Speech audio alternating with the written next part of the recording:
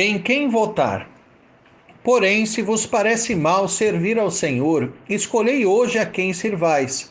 Se aos deuses a quem serviram vossos pais que estavam da além do Eufrates, ou aos deuses dos amorreus em cuja terra habitais. Eu e a minha casa serviremos ao Senhor. Josué 24:5. As eleições municipais estão chegando em época quando possivelmente nunca esteve a política brasileira tão desacreditada. A política foi para além de sua competência administrativa e se tornou ideológica, transformadora. Muitos que ascendem aos cargos públicos têm como objetivo maior introjetar seus próprios conceitos, fazendo com que todos tenham que aceitar práticas e conceitos que jamais foram cogitados como normais. Na verdade, acabou o normal. Não mais existe. Apenas a licença para se fazer e defender mesmo as práticas mais abomináveis. Com que direito o ser humano se arroga para mudar o mundo, para se estabelecer como regra e padrão para todas as coisas, a ponto de criar até mesmo categorias que vão além da própria realidade?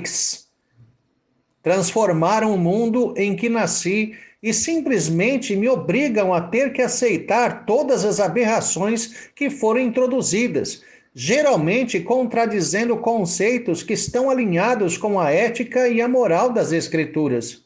Como cristão, jamais aceitarei. A pandemia criada pelos homens tem sido administrada para causar um recomeço para a humanidade. Já há vídeos de grandes líderes mundiais falando do Grande Reset. Resetar já é palavra adotada no português, vinda do mundo da computação, que significa zerar tudo e recomeçar. É como se o mundo tivesse passado por um grande cataclisma, como o dilúvio, oportunizando à humanidade um recomeço. Fala-se disso não apenas em relação a questões econômicas e sociais, mas também ideológicas.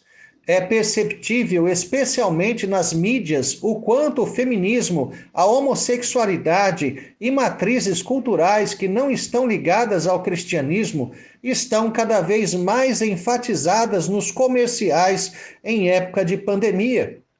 Até mesmo as empresas se tornaram ideológicas, se posicionando sempre ao lado da perversão e de tudo que contraria a família, conforme percebido e ordenada nas Escrituras. E assim se cumpre a profecia, entre aspas, de Plauto: Homo homini lupus est. O homem é o lobo do homem. O ser humano se tornou uma praga, ser demoníaco que transtorna sua própria existência. Lança bases de conhecimento que são destrutivas, verdadeiramente demoníacas. Tiago, meio-irmão de Jesus, afirma que o homem natural se identifica com o diabo na compreensão das coisas. Esta não é a sabedoria que desce lá do alto, antes é terrena, animal e demoníaca. Tiago 3,15. Longe de Deus, perdeu não apenas o seu referencial, mas o referente para toda existência. Colocando-se no lugar do Criador, tem o mal como fonte de pensamentos e atitudes. É assim que constrói suas ideologias. Portanto, estejamos muito atentos. O voto tem um papel importante que vai além até mesmo da escolha.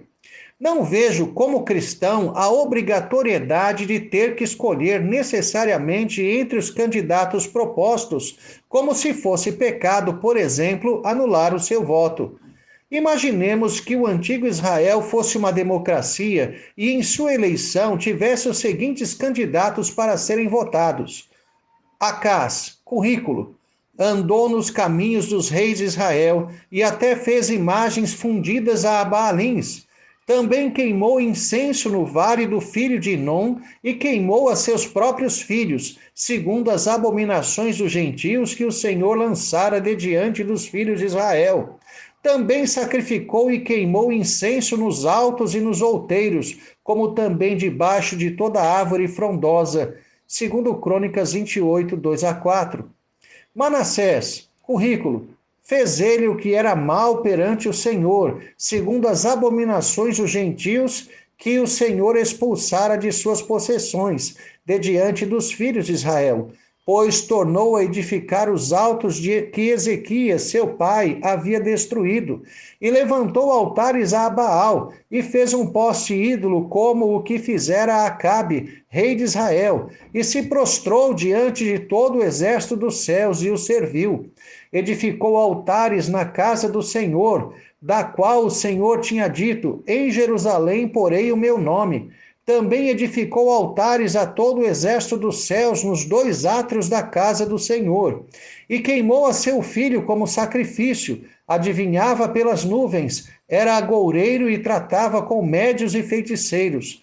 Prosseguiu em fazer o que era mal perante o Senhor, para o provocar à ira. Também pôs a imagem de escultura do poste ídolo que tinha feito na casa de que o Senhor dissera a Davi e a Salomão, seu filho: nesta casa em Jerusalém, que escolhi de todas as tribos de Israel, porei o meu nome para sempre. Segundo Crônicas 28, 2-7. E para atender à agenda feminista, Jezabel, currículo: sacerdotisa de Baal, Sidônia, que estimulou o seu marido Acabe a estabelecer o culto a esse Deus como religião oficial de Israel e mandou matar todos os profetas do Senhor. 1 Reis 16, 31, 18, 4. Se fossem esses os candidatos, você votaria em quem? Se a opção é Satanás, o diabo ou Belzebu, você é obrigado a votar em quem?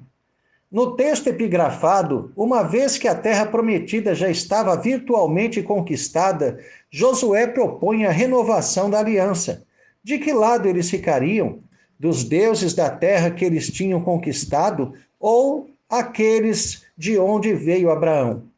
Contudo, a escolha de Josué e os seus seria sempre o Senhor.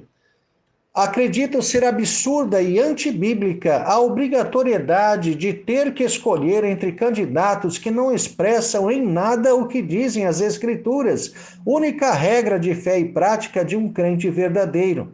Não é ilegal anular seu voto e não é pecaminoso em nenhuma medida. Por isso, disse anteriormente que o voto tem poder que vai além da escolha. Ele também é protesto. O cidadão tem o direito de externar sua indignação, de deixar claro que não aceita mais a classe política e a máquina corrupta que se tornou o governo. O Brasil não tem uma estrutura de governo com episódios de corrupção, mas uma estrutura de corrupção disfarçada com alguns atos de governo.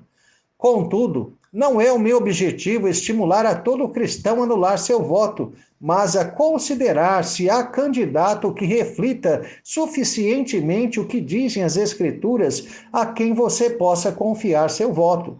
Se há, vote nele. No meu caso, se não encontrar tal candidato, uma vez que não me é mais permitido lançar sortes para determinar meu voto, então o anularei. Não participarei da tragédia que se tornou o governo brasileiro em todas as suas instâncias. Continuarei orando para que o Senhor intervenha e faça a sua vontade. Tenha um excelente dia na presença de Deus, Reverendo Jair de Almeida Júnior.